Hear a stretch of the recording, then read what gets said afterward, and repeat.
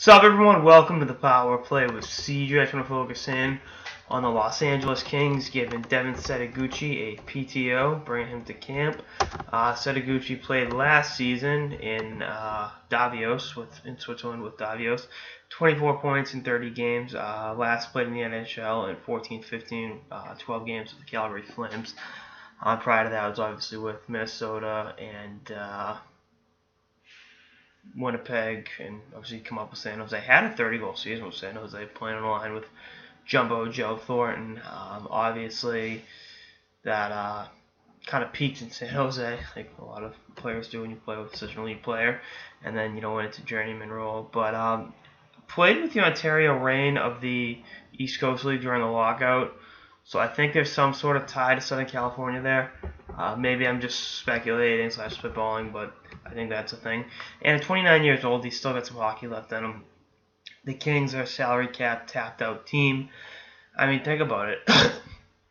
You give him a look in camp, and I know Kopitar's away at World Cup camp, but hypothetically gets a look on that line, and he starts using his shot to his advantage. It's like, oh shit, this guy can play.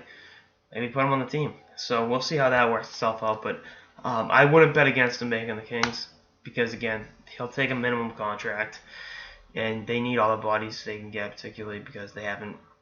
I'm not saying they haven't drafted well, but they've traded away so many draft picks in the last 5-6 years that there isn't a whole lot of youth coming up. Obviously Adrian can't be who we've talked about ad nauseum, but if you can add a veteran like this at a really cheap price, I think it's worth it, and it would help make it easier for the Kings to have some flexibility with their forward core. But we'll see how it all shakes up. Was traded with good friend of the show, Charlie Coyle, once upon a time, for Brent Burns.